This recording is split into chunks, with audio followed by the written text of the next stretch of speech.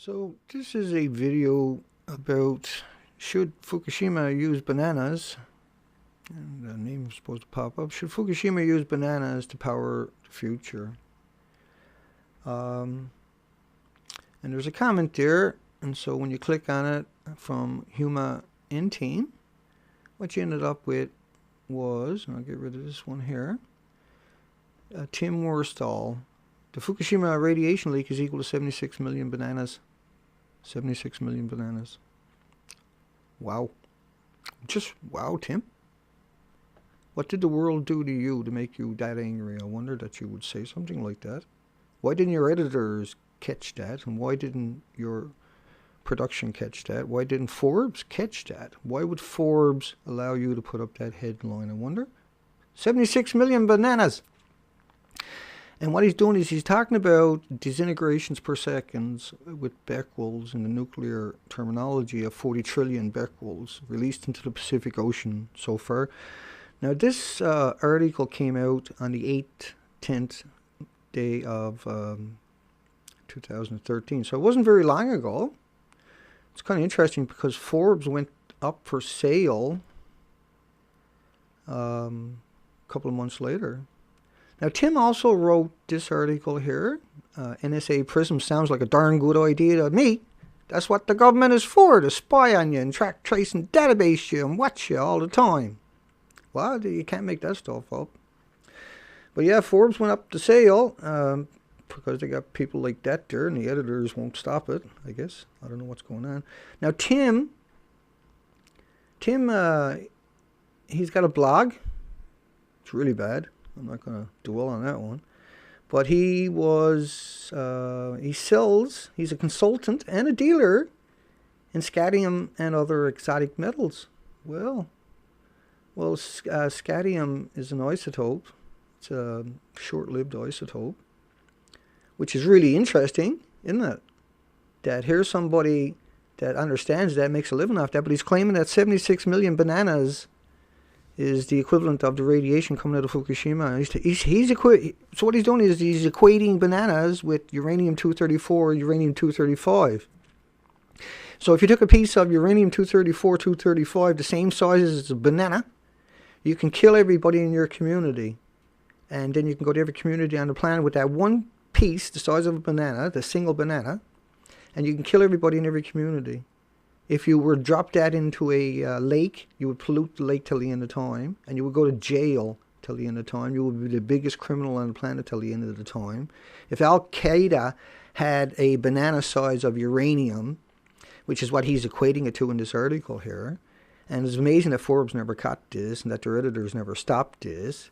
But if you had a banana-sized piece of uranium or plutonium, that's a dirty bomb. It's the same thing that they use in the A-10 Warthog to fire in other countries, but that's uranium-238 because it's underwent chain reaction. That's why 234, 235, the plutoniums, 24,000-year half-life, but it's so deadly, it's so gets into your body so readily, it's equated into your system so fast. This is amazing that somebody that deals in heavy metals, and scadium is actually a byproduct of uranium. And so he's equating uranium, 234, 235, that's coming out of Fukushima non-stop. At the New York Times, we're saying it's 600 tons a day. We got peer-reviewed models that show that the ocean is radiated just after the first 2 weeks of the releases in a 6-year period, but that's just using cesium-137, which is code word for uranium and plutonium, by the way, because you'll never hear uranium plutonium put into a sentence. But it's amazing that Forbes done that.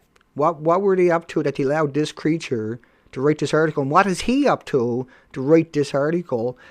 He got 92,000 views on it. This is outrageous. This is an absolute betrayal of humanity that somebody would equate a banana with uranium-234, 235. Remember, reactors don't run on bananas. They run on uranium, plutonium. They don't run on strontium. They don't run on iodine-131 with a half-life of 7 days, right? Think about the iodine-129 with a half-life 15 million years. Iodine-129, 15 million year half-life, right? And a half-life, you got to multiply it by 10. So if it's a 15 million year half-life, then it's actually 150 million year life, because it breaks down into different radioisotopes till it finally gets down to scantium, which is what he makes his money off. This is one of the most outrageous, most criminal things you can imagine that you're looking at on the screen.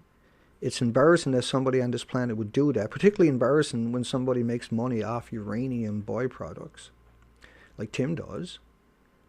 And I would like to see 2,000 blogs tear this person apart today and put an end to his career and his future, because that's what he deserves. We won't get our way, but that's what he deserves. And in the future, that's what people like this will be getting, except it'll be a million people screaming at him that he's a monster and that we need to put monsters like that away, right? Because he also wrote that article about prison, how the government should monitor everybody. That's what the governments are for, he said.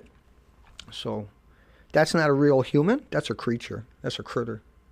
Take care, folks. And if you feel like to blog them out and tell them that a banana got nothing to do with uranium-234 or uranium-235 plutonium.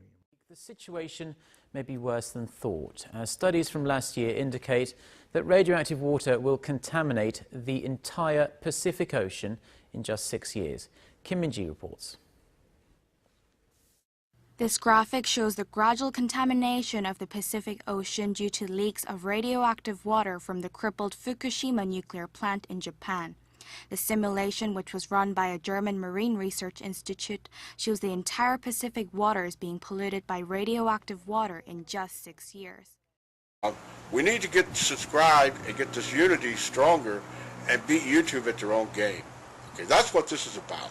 Like I say, go to the remix button, hit the remix button.